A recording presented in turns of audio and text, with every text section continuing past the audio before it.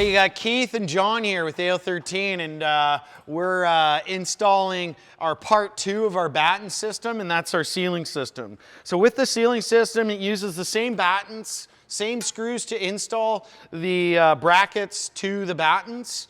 Okay, the spacings are a little bit different. We also have some bigger sizes of battens for more depth and things like that. Okay, they can be installed on soffits. They can be installed interior in office spaces, houses, wherever you like. Wherever your mind can take you, this product can go. So the difference with this bracket is it's fully flat against the substrate, whereas the wall system, because we wanted it to be a rain screen, we had to keep the tabs away from the wall, so there was only 20% of this bracket touching the wall at any given moment if it was going horizontal on a vertical installation like this. If you wanted to have the gaps of our sealing system and you want to go horizontal on a wall, you can use these brackets because they're still complying with rain screen regulations. We still need to talk about the caps because we don't leave all this stuff open.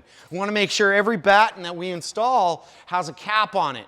And the caps that John designed were caps that doesn't allow capillary action. This is the cap. Now this is a prototype. They will be colored to the color of the batten itself, okay? So the prominent brown that you will see will be the color of this end cap. And if you look really close, you can see a hole at the bottom there. There's a hole there, and a hole there. So you can install this any orientation, and you will allow water to egress if water were ever to get in there. That's the most important. At AL13, we don't like water collecting anywhere.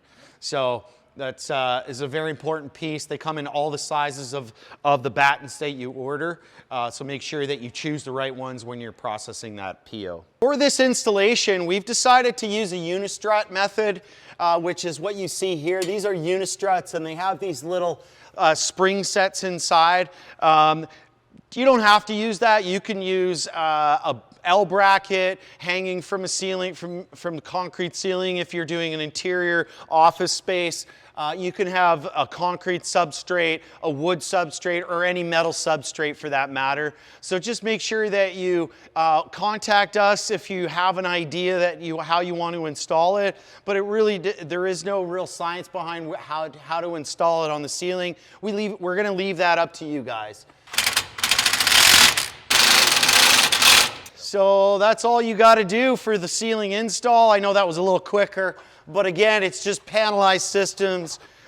Flow at the same rate that you did on the wall. If you have to cut a piece on the end, same situation. Just cut the piece to fit that exact dimension that you need. And then if you want to go up against a fascia, you want to pull this up on a fascia, you're going to need to use one outside corner.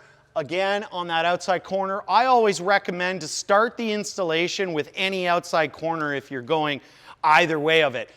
Even if it's a fascia to soffit, that's technically an outside corner. So start with that, go inwards, and then go upwards with that. And the same with any wall scenario. Always start at your outside corner. That's my recommendation. Obviously, you guys can go any way you want. You're all professionals, and I really appreciate you guys watching this video.